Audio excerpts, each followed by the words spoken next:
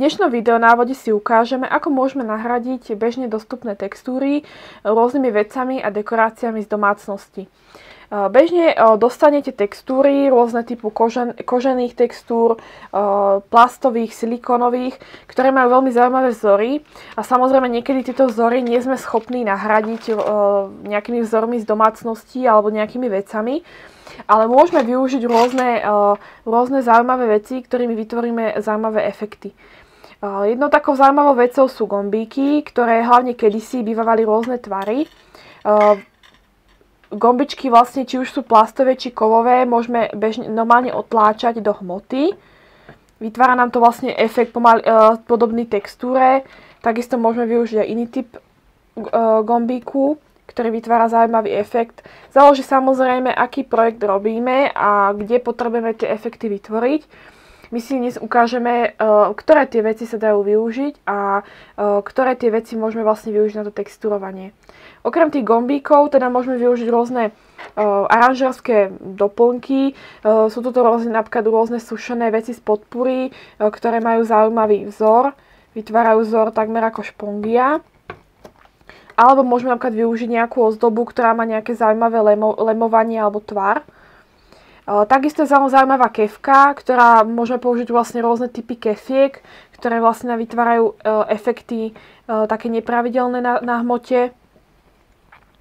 Takisto napríklad zaujímavou vecou je takýto sisal, ktorý vlastne keď ho stlačíme, môžeme vlastne vytvoriť zaujímavú štruktúru na hmote.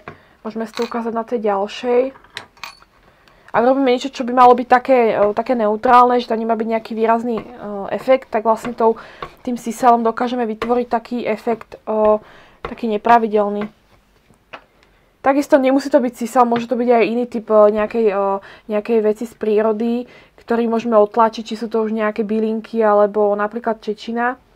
Ďalšou takou zaujímavou vecou je napríklad toto zariadenie alebo tento nástroj, ktorý vlastne slúži originál na robenie hranolkov, teda na zemiaky.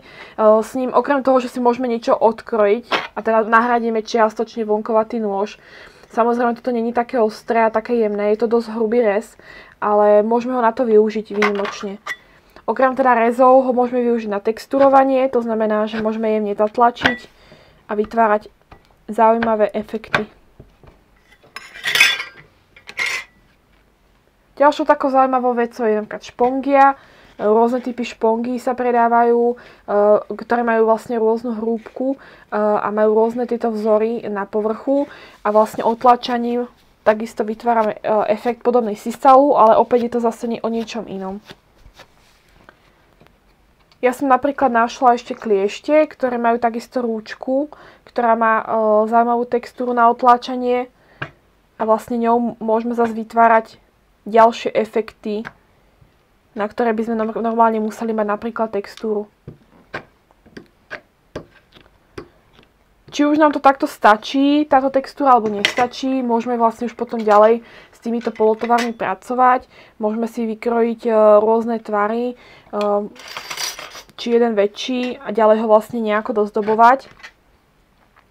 Môžeme použiť napríklad púder, respektíve akrylové farby, ktorými vlastne dofarbíme tento vzor.